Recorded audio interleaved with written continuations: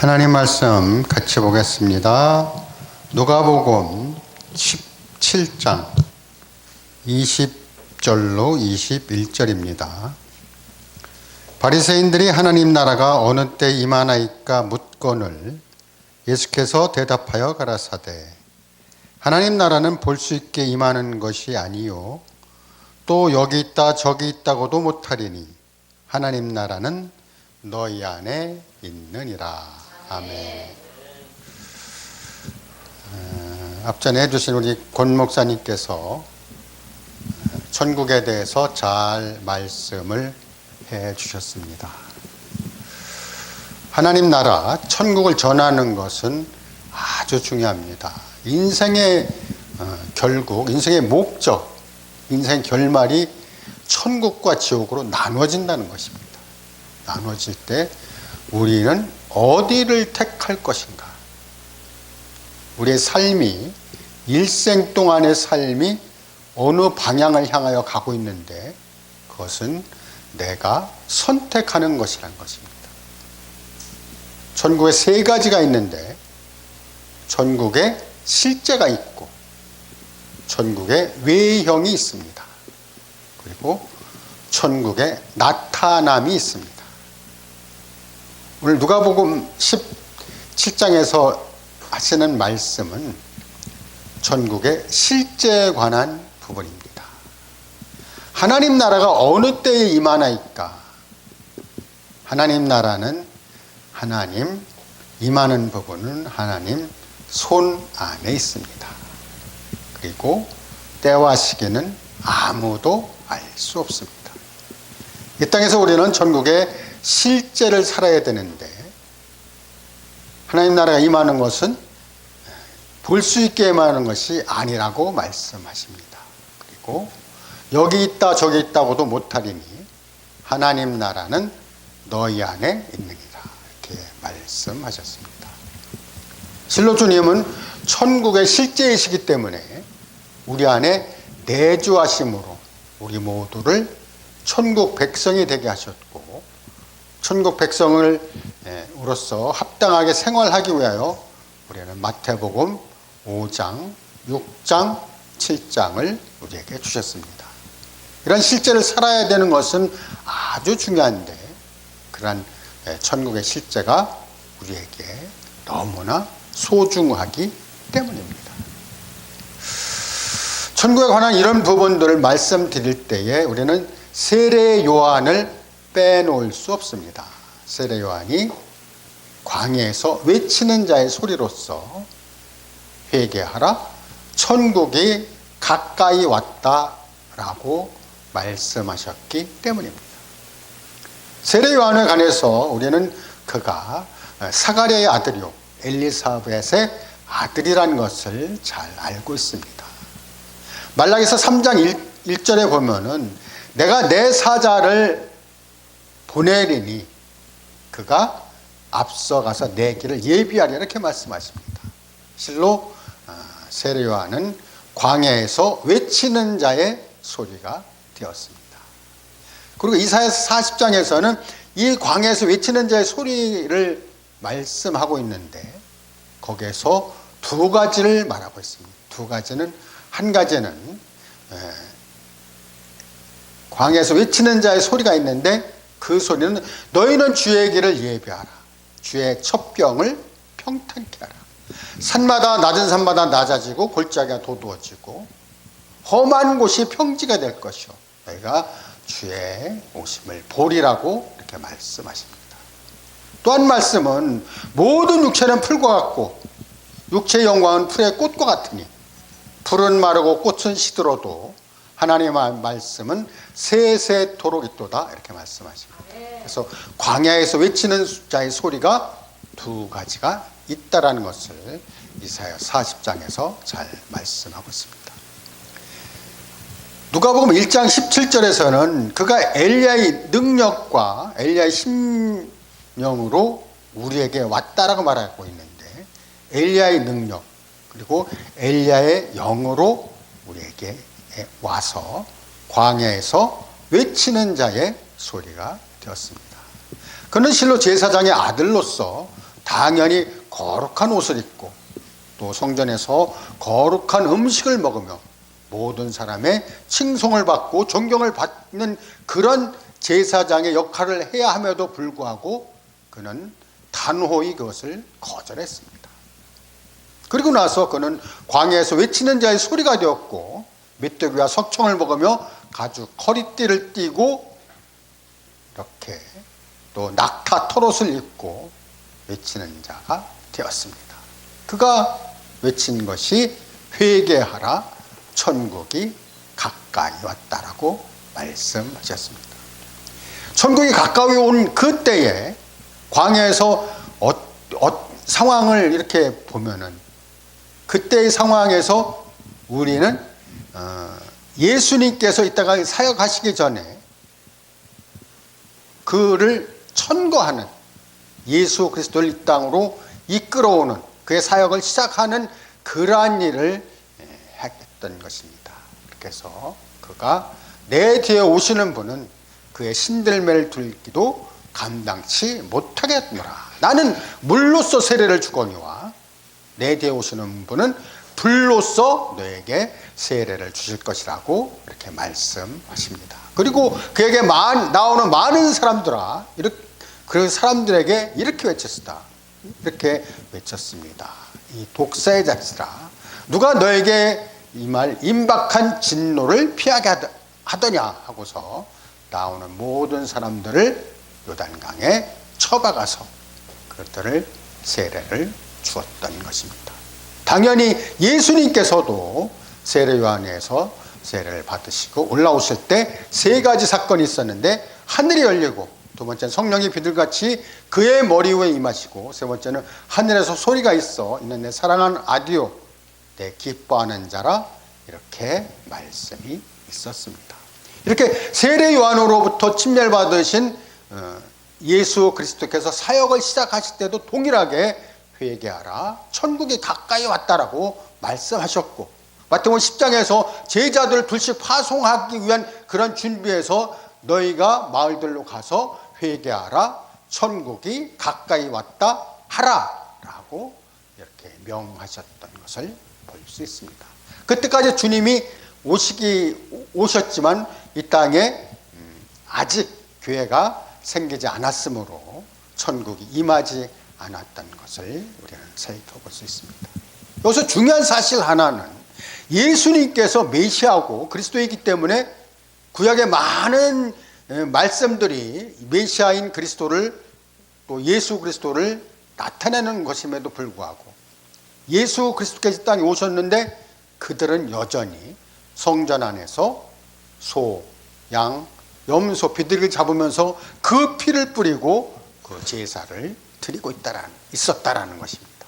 이것은 우리가 오늘날에도 동일한 것 마찬가지로 우리는 주님께 나아가서 주님께 모든 영광을 돌리고 그의 풍성함을 맛보고 우리는 함께 그리스도의 몸을 건축하는 실제의 삶을 살아야 함에도 불구하고 그를 경배의 대상으로 이렇게 하는 것만이 능사는 아니라는 것을 분명히 말씀을 드립니다. 아멘. 이렇게 중요한 그 예수 그리스도께 이 땅에 오셔서 모든 제사를 폐하고 그를 없애면서 주님께 나오게 해야 함에도 불구하고 사람들은 그렇게 하지 않았고 여전히 제사 드리면서 그들의 임무를 수행하는 것을 잘한 것으로 이렇게 생각할 수 있습니다.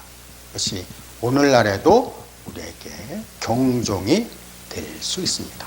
예수님께서 사역을 시작하신 후에 우리는 그분의 많은 말씀들 통하여 우리는 천국에 관한 이런 부분들을 알 수 있습니다.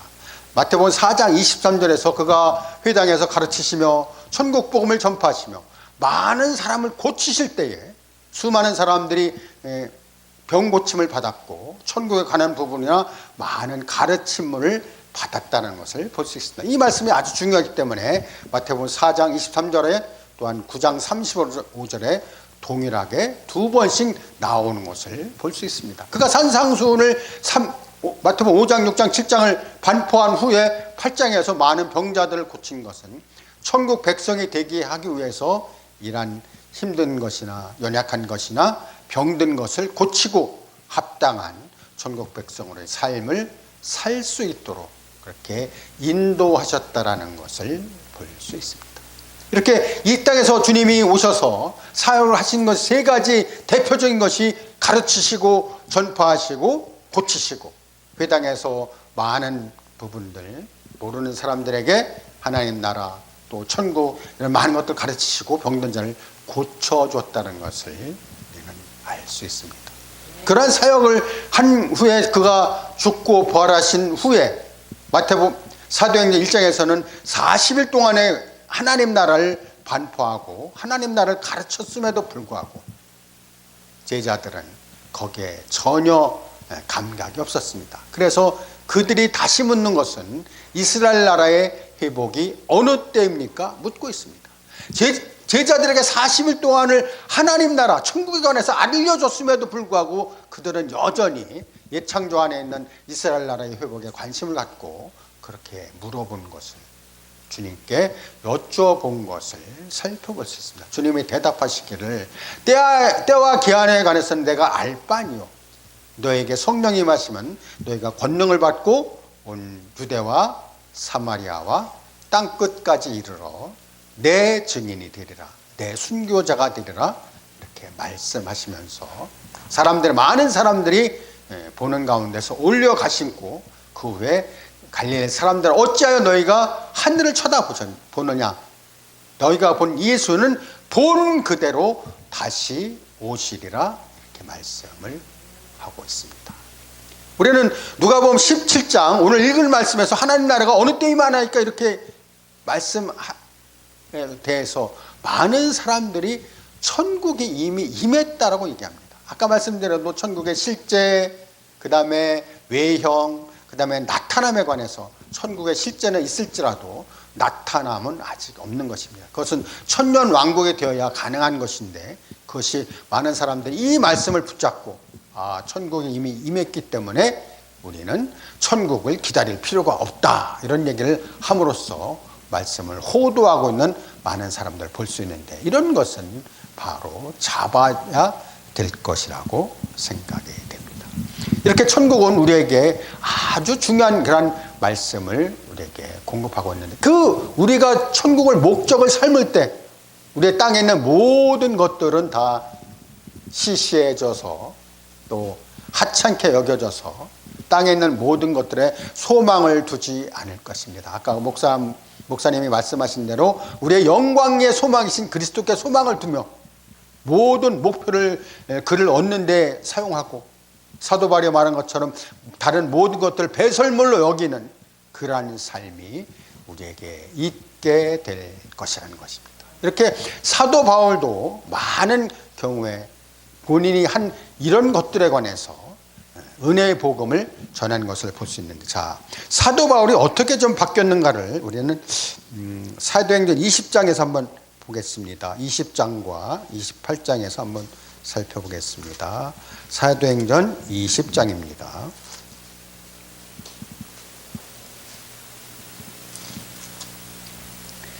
22절부터 보겠습니다. 보라, 이제 나는 심령의 매임을 받아 예루살렘으로 가는데 거기서 무슨 일을 만날는지 알지 못하노라. 오직 성령이 각 성에서 내게 증거하여 결박과 환난이 나를 기다린다 하시나, 나의 달려갈 길과 주 예수께 받은 사명 곧 하나님의 은혜의 복음 증거하는 일을 마치려 하면은 나의 생명을 조금도 귀한 것으로 여기지 아니하노라. 여기에 나오는 은혜의 복음이 있습니다. 은혜의 복음은 천국 복음과 약간 다른 성질의 것이 있는데, 천국 복음은 하나님이 이 땅에서 통치자로서 왕권을 가지고 왕으로서 이런 통치하는 모든 것들을 포함하고 있지만, 은혜의 복음은 거기에 약간 못 미치는 주님의 보혈과 주님의 왕대심과 이런 부분에서 우리는 약간 다른 것이라는 것을 볼 수 있습니다. 이런 은혜의 복음이 틀렸다 맞았다 이런 개념이 아니고, 천국 복음은 모든 것을 망라하지만 은혜의 복음은 예수 그리스도께서 이 땅에 오셔서 사역하신 그 사역 가운데에서 우리는 그 은혜의 복음을 예수 그리스도 전하는 것으로 이렇게 살펴볼 수 있는데, 이런 사도 바울이 사도행전 28장에 가서는 변함을 받는 것을 보는데 28장을 한번 살펴보겠습니다. 28장 23절입니다. 저희가 일자를 정하고 그의 우거하는 집에 많이 오니. 바울이 아침부터 저녁까지 강론하여 하나님 나라를 증거하고, 아침부터 저녁까지 강론했다는 것은 천국에 관한 이런 부분들을, 하나님 나라를 얘기했다는 것이죠. 또 모세율법과 선지자의 말을 가지고 예수의 일로 권하더라. 그래서 아까 사도행전 20장에서는 은혜의 복음을 얘기했지만 여기서는 하나님 나라의 일을 말하고 천국에 관한 이런 부분들을 언급했다는 것을 볼 수 있습니다. 31절 다시 한번 봅니다. 담대히 하나님 나라를 전파하며 주 예수 그리스도에 관한 것을 가르치되 그 많은 사람이 없었더라. 담대히 하나님 나라를 전파하는 그 모습은 우리가 사도 바울이 은혜의 복음에서 천국 복음으로 바뀌었다라는 것을 살펴볼 수 있습니다. 이렇게 우리는 말씀을 통하여 우리가 변화되고 변형되는 것을 보는데, 이러한 천국 복음은 실제로 우리에게 너무 중요한 것이기 때문입니다. 아까 목사님 말씀하신 대로 가정이나 교회나 사회나 모든 것이 천국의 실제를 살 때 우리는 우리의 모든 것에서 주님께 합당한 것으로 드릴 수가 있을 것입니다. 자, 이번에는 천국에 관한 이런 부분들에서 우리가 천국에 관한 부분을 가지 못하는 것을 한번 좀 살펴보겠습니다. 많은 경우에 우리는 불신 지옥, 예수 천당 이렇게 얘기를 하고 있는데 틀린 얘기는 아니죠. 맞습니다. 그러나 하나님을 믿는 이들에게 중요한 것은 가지 못할 수도 있다. 슬피 울며 이를 갈 수가 있다. 이 말씀을 꼭 붙잡으시기 바랍니다. 마태복음 5장 3절에서는 심령이 가난한 자는 복이 있나니 천국이 저희 것이며, 심령이 가난하다고 할 때 우리 가난이라는 단어를 놓고 봤을 때 우리는 좀 부유하지 못한 것으로 생각할 수 있는데, 여기에서 가난은 영 안에서 가난하다, 영 안에 차 있지 않다, 영이 비어있다, 이런 얘기거든요. 자, 우리가 바둑을 두는 사람은 바둑으로 온 생각이 가득 차 있습니다. 생각, 감정, 의지, 양심, 모든 부분들이 바둑으로 가득 차 있고, 낚시하는 사람은 낚시로 가득 차 있고, 부동산 하는 사람은 부동산으로 가득 차 있고. 그러나 영 안에 가난하다는 것은 우리 주 예수 그리스도 외에 모든 것을 비우는 것입니다. 이것도 내려놓고 이것도 내려놓고 다 내려놓을 때 우리는 영 안에 가난해져서 예수 그리스도만 받아들일 때, 그를 붙잡을 때 천국이 저희 것이라는 것을 볼 수 있습니다. 10절에서는 의를 위하여 핍박을 받는 자, 내가 의를 위하여 핍박을 받고 있는가? 내가 교회를 다니면서 한 발은 교회에 한 발은 세상에 담글 때 세상은 나를 절대로 핍박하지 않습니다. 그러나 오로지 예수 그리스도께 우리의 마음을 온전히 쏟을 때는 핍박이 있는 것은 당연한 것인데 영역이 다르기 때문입니다. 하나님의 영역과 사단의 영역이 다르기 때문에 영역의 싸움에서 우리는 그 결과로 핍박이 있게 될 것이라는 것입니다.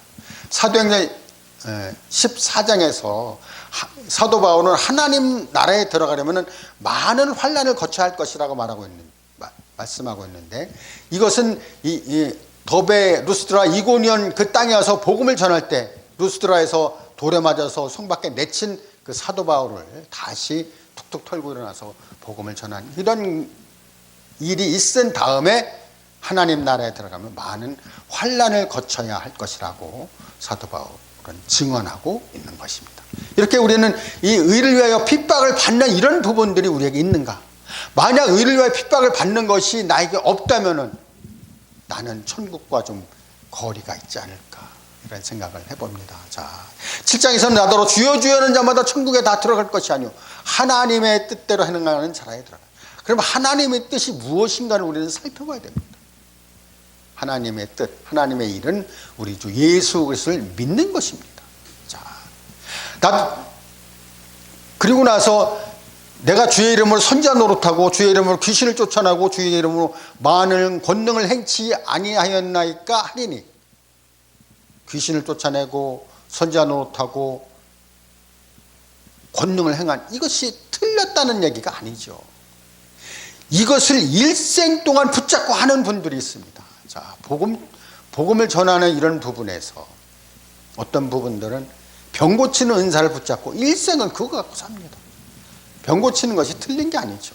어떤 분은 귀신을 쫓아내는 것 갖고 일생을 그걸 갖고 합니다. 아니요. 주님의 뜻은 그게 아니라니까요. 그런 것들이 아니고 우리 주 예수 그리스도를 나의 구주로, 나의 누림으로, 나의 생명으로, 나의 모든 것 취할 때 우리는 합당한 천국에 들어가는 것입니다. 내가 너희를 도무지 알지 못하니 왜 모르겠습니까? 안다라는 이 단어는 인정할 수 없다. 인정하지 않는다라는 것은, 자, 귀신을 쫓아내는 거 일생 동안 했는데 인정 안 하는 거죠. 자, 그 다음에 이 병 고치는 은사를 계속 일생 동안 그거 안 되죠. 그러니까 그런 부분에서 나더러 주여 주여 하는 자가 천국에 다 들어갈 수 없다라는 것을 분명히 말씀드립니다. 그리고 나서 마태복음 5장에 보면은 너의 의가 서기관과 바리새인보다 낫지 못하면 결단코 들어갈 수 없다 이렇게 말씀하십니다. 우리의 의가 서기관과 바리새인보다 높습니까? 높지 않습니다. 자, 마태복음 19장에서는 부자가 천국에 들어가는 것은 낙타가 바늘길 통과하는 것보다 어렵다 이렇게 되어 있습니다. 낙타가 바늘길 통과할 수 있다고요? 못하는 거죠. 그러니까 부자는 천국에 못 간다는 것입니다. 그것을 비유로 말씀해 주셨기 때문에 이렇게 많은 제한이 있고 많은 커트라인이 있는데 우리는 예수를 믿음으로 천국에 그냥 친구 따라 간다라고 생각하지 마시고 우리의 일생을 주님께 영광을 돌리며 그분께 감사하며 그분을 사랑하며 그분의 생명을 취하고 생명 안에서 자라고 성숙되고 강건하고 그리스도의 몸을 건축하는 놀라운 실제를 이루시기를 주의 이름으로 축원합니다.